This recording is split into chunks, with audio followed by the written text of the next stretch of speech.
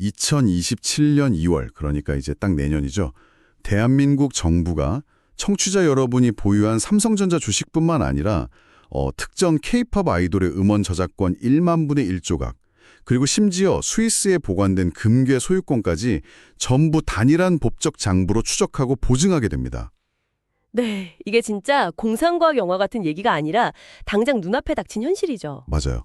세계 최대 자산운용사 블랙록의 레리 핑크 회장이 예전에 이런 말을 했잖아요. 모든 종류의 자산을 단 하나의 디지털 지갑을 통해 사고 팔고 보유하게 될 거다. 상상이 가시나요? 오늘 심층탐구에서는 바로 이 거대한 패러다임의 전환, 2026년 1월 국회를 통과해서 이제 내년 시행을 앞둔 대한민국의 토큰 증권, 즉 STO 법제화에 대해 깊게 파헤쳐 보겠습니다. 네, 오늘 다룬 내용이 정말 방대하죠. 네네, 맞습니다. 국회 정책 세미나 자료부터 3일 PwC 키움증권의 청사진, 지식재산처 보도자료, 그리고 각종 언론 칼럼이랑 니파 보고서까지 싹 다 모아봤습니다. 이번 심층탐구의 미션은 딱 이겁니다. 서구권의 정형적 금융자산과 한국의 독특한 비정형 자산 유동화 기술이 만나서 2030년 무려 367조 원 규모로 커질 글로벌 실물자산 유통의 중심지, 그 미래청사진을 여러분 머릿속에 완벽히 그려드리는 겁니다. 늘 그렇듯 이 복잡한 퍼즐을 맞춰주실 전문가님 모셨습니다. 반갑습니다. 여기서 정말 흥미로운 점은요. 이번 STO 법제화를 단순히 우리가 투자할 수 있는 금융상품 메뉴판에 새로운 요리 몇 개가 추가됐다. 이렇게 보시면 안 된다는 겁니다. 단순한 상품 추가가 아니다. 네, 이건 자본시장의 뼈대 자체를 갈아 끼우는 거거든요. 그러니까 결제와 청산이 이루어지는 인프라를 분산원장이라는 디지털 기술로 완전히 재설계하는 혁명입니다. 과거에 종이증권이 전자증권으로 바뀌면서 거래가 확 빨라졌던 게 1차 혁명이라면 이제는 자산의 존재 방식 자체가 코드로 짜인 토큰으로 바뀌는 2차 혁명인 거죠. 인프라 자체를 뜯어 고친다. 와, 확 와닿네요. 청취자 여러분, 지금 스마트폰 한번 열어서 금융 앱 몇 개나 깔려 있는지 세어보세요. 국내 주식, 해외 주식, 코인 거래소, 금투자 앱, 부동산 조각 투자까지 정말 자산마다 앱이 다 다르잖아요. 그렇죠. 돈 옮길 때도 현금화해서 다시 이체하고요. 네네, 엄청 번거롭죠. 근데 이번 자료들을 쭉 훑어보니까 가장 눈에 띄는 키워드가 바로 초융합, 빅블러 현상이더라고요. 자산 간의 경계가 무너진다는 건데 이게 저는 마치 전 세계 모든 식재료를 한 번의 터치로 갈아 마실 수 있는 금융 믹서기가 발명된 것 같다는 생각이 들었어요. 금융 믹서기. 그 비유 아주 좋네요. 진짜 딱 그렇습니다. 그렇죠. 스위스 금괴, 미국 국채, 글로벌 빌딩 임대 수익에 제가 좋아하는 팝스타 음원 수익까지 하나의 지갑에서 원터치로 리밸런싱하는 시대가 온다는 거잖아요. 맞습니다. 그 믹서기가 작동하는 원리를 이해하시려면 자료에 계속 나오는 두 가지 핵심 개념을 확실히 잡고 가야 합니다. 바로 RWA, 실물자산과 STO, 토큰증권인데요. 이 둘의 교집합과 차이를 아셔야 해요. 그게 항상 헷갈리더라고요. RWA랑 STO 어떻게 다른 건가요? 글로벌 시장에서 주로 말하는 RWA는 현실 세계의 유무형 자산을 블록체인 위에서 거래할 수 있게 토큰화한 자산 그 자체의 방점을 찍습니다. 반면에 한국이 지금 법제화한 STO는 자본시장법이나 전자증권법 같은 철저한 제도권 내에서 자금을 조달하는 절차와 방식을 뜻하죠. 그러니까 RWA가 다양한 형태의 플러그라면 STO는 국가가 인정한 아주 안전한 콘센트 같은 거군요. 정확합니다. 아주 훌륭한 정리네요. 감사합니다. 근데 여기서 저 좀 답답한 게 있어요. 날카롭게 한번 짚고 넘어가고 싶은데 네, 어떤 부분이죠? 지금 서구권 보면요. 블랙록 같은 거대 기관들은 이미 이더리움 기반의 비들 펀드 같은 거 만들어서 수조 원대 자금을 개방형 퍼블릭 체인에서 막 굴리고 있잖아요. 근데 왜 우리는 굳이 STO라는 엄격한 규제 틀, 그것도 프라이빗이나 컨소시엄 블록체인 안에 이걸 가두려고 하는 건가요? 이거 너무 시대에 뒤처지는 거 아니에요? 표면적으로 보면 충분히 그렇게 느끼실 수 있습니다. 한국형 갈라파고스 규제 아니냐 이런 비판도 실제로 많고요. 하지만 이 문제를 좀 더 큰 관점에서 연결해보면 한국 정부의 접근법이 왜 그런지 이해가 가실 겁니다. 큰 관점이라면 어떤 걸 말씀하시는 거죠? 결국 금융은 기술이 전부가 아니라 신뢰와 법적 구속력의 문제거든요. 초기 시장에서는 투자자 보호나 자금 세탁 방지, 그리고 분산 원장의 법적 효력 인정이 절대적으로 필수입니다. 아무리 퍼블릭 체인에서 기술적으로 교환이 잘 돼도 그 장부 기록이 법원에서 소유권으로 인정받지 못하면 기관들의 거대 자금은 절대 안 움직입니다. 아, 법적인 보장이 없으면 큰 돈은 못 들어온다. 그렇죠. 그래서 전자증권법 개정안의 진짜 의미가 엄청난 겁니다. 블록체인상의 기록이 기존 중앙집중형 계좌부랑 완전히 동일한 법적 효력을 갖게 된 거니까요. 이건 규제로 옥죄는 게 아니라 기관 자본이 달릴 수 있는 안전한 아우토반을 깔아준 거라고 보셔야 합니다. 와, 듣고 보니 완전 반대네요. 족쇄가 아니라 아우토반이다. 자, 그럼 여기서 진짜 재밌어집니다. 이 아우토반 위를 달릴 매력적인 자산들 이야기를 해봐야겠죠? 제가 지식재산처 토론회 자료 보면서 눈을 의심했던 게 있어요. 동영상 표준 특허 유동화 사례 말씀하시는 거죠? 네네, 맞아요. HEVC 로열티를 유동화해서 무려 15.4% 수익률을 냈더라고요. 그리고 뮤직하우 같은 경우는 누적 거래액이 4천억 원을 돌파했고요. 사실 소액으로 조각 투자하는 건 예전 크라우드 펀딩 때도 있었잖아요. 근데 이게 기술적으로 어떻게 달라진 건가요? 어떻게 이런 자본의 민주화가 수익으로 바로 연결되는 거죠? 과거에는 항공기 엔진이나 특허 같은 고가 자산에 투자하려면 신탁사, 펀드 매니저, 판매사 등등 수많은 중간 다리를 거쳐야 했어요. 거기서 수수료로 돈이 다 새어나갔죠. 아, 파이프라인 누수 같은 거군요. 떼이는 돈이 많다. 맞습니다. 근데 STO 생태계에서는 스마트 컨트랙트가 이 중간 상인들을 싹 다 지워버립니다.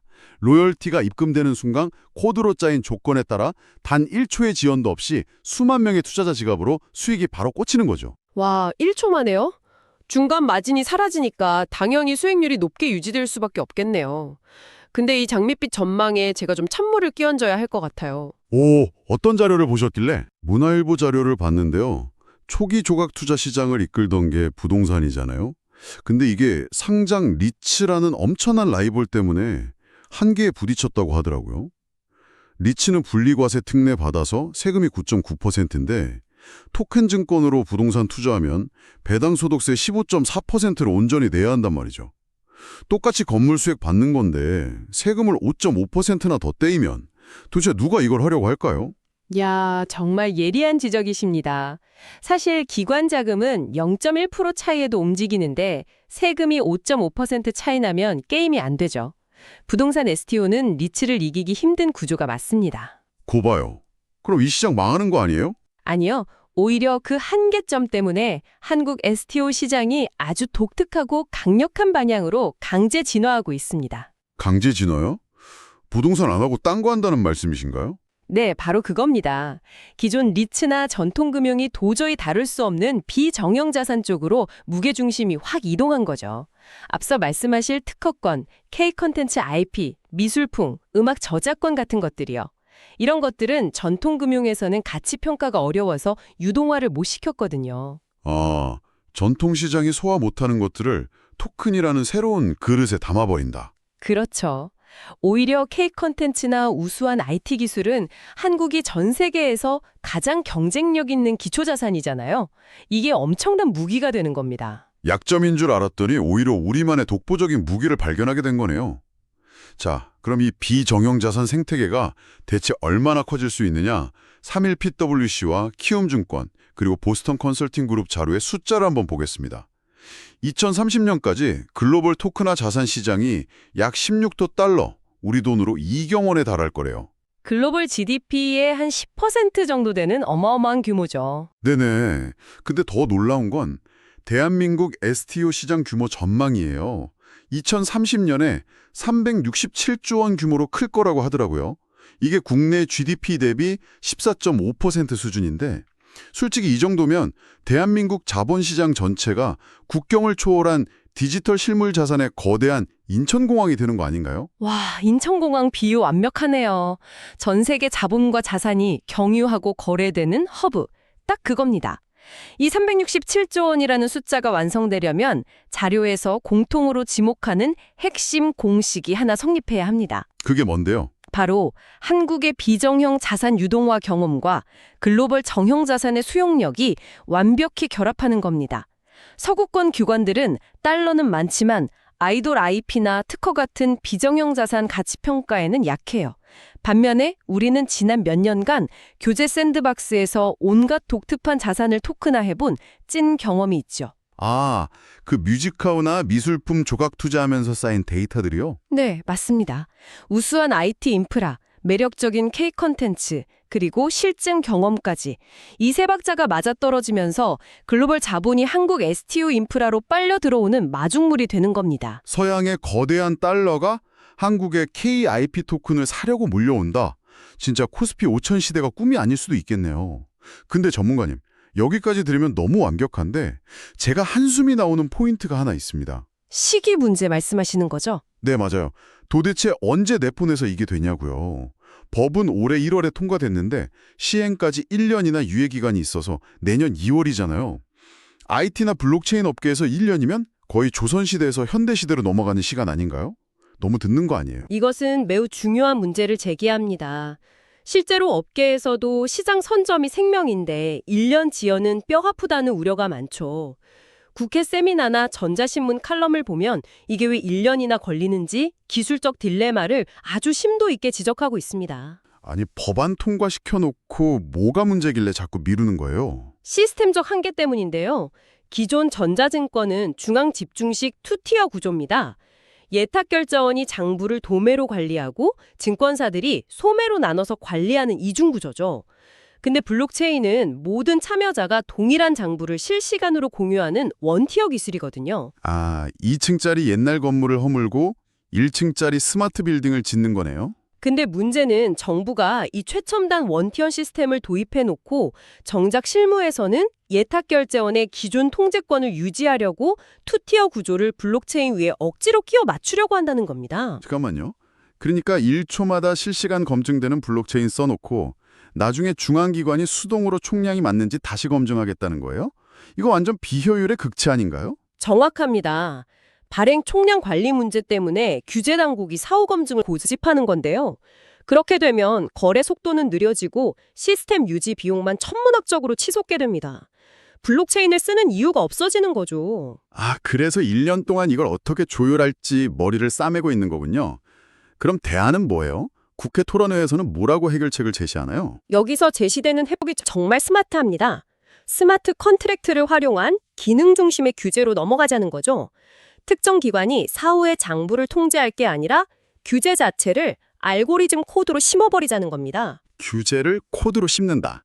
예를 들면 어떤 식이죠? 사전에 지정된 계좌에 실물 자산 등기부가 확인되지 않으면 아예 토큰이 발행조차 안 되게 하드코딩을 해버리는 거예요. 그럼 누군가 나중에 수동으로 검증할 필요가 없죠. 불법 초과 발행이 원천 차단되니까요. 와, 사람이나 기관이 서류 보는 게 아니라 시스템 자체가 규제기관 역할을 하네요. 정부가 이 1년 동안 하위법령을 얼마나 이렇게 유연하게 설계하느냐가 관건이겠군요. 맞습니다. 규제가 혁신을 억누르지 않도록 촘촘하면서도 스마트하게 설계하는 게 정부의 최대 숙제입니다. 자, 오늘 우리는 STO 법제화가 가져올 거대한 패러다임 변화를 다각도로 해부해봤습니다. 이게 단순히 주식 거래 방식 하나 생기는 게 아니라 자본의 국경이 무너지고 누구나 다양한 자산의 주인이 되는 금융 민주화의 시작이네요. 네, 모든 자산의 경계가 허물어지는 초융합 시대의 신호탄이라고 할 수 있죠. 그래서 이 모든 게 우리 청취자분들께 무슨 의미일까요? 앞으로는 주식이나 부동산 시세만 볼 게 아니라 세상에 없던 매력적인 비정형 자산을 알아보는 안목을 키우셔야 한다는 겁니다. 자, 근데 여기서 끝내기 전에 우리 마지막으로 이거 하나 꼭 짚고 넘어가죠. 네, 어떤 포인트죠? 오늘 우리 계속 돈 버는 이야기, 부동산, 음악 저작권 유동화에서 수익 내는 이야기만 했잖아요. 근데 MPIP의 모고서를 보니까 전혀 다른 각도의 엄청난 통찰이 하나 있더라고요. 아, 엔터테인먼트 산업의 AI 딥페이크 문제 다룬 그 부분 말씀이시군요. 네네, 지금도 AI가 만든 가짜 이미지나 딥페이크가 막 판을 치고 있잖아요. 앞으로는 뭐가 진짜 사람 창작물인지 육안으로 구별이 안 되는 시대가 올 텐데 그때 이 STO 기술, 즉 블록체인에 영구적으로 새겨진 IP 토큰만이 진짜 인간 창작물을 증명하는 진품 증명서이자 마지막 방패가 될 거라는 거죠. 진짜 소름 돋는 통찰이죠. 수익 창출을 넘어서 진실성을 증명하는 도구가 된다는 거니까요. 맞아요. 나의 창작물이 경제적 자산이 되는 동시에 기술의 힘으로 무단 도용으로부터 완벽히 보호받는 세상. 기술이 만든 혼란을 또 다른 기술이 막아내는 이 아이러니한 미래가 이제 코앞으로 다가왔습니다. 여러분, 당신의 일상 속에서 가장 먼저 토큰화해서 영구적인 가치로 보호하고 싶은 자산은 무엇입니까? 오늘 심층 탐구는 여기서 마치겠습니다. 다가올 초융합의 시대, 여러분만의 숨겨진 자산을 꼭 발견해 보시길 바랍니다.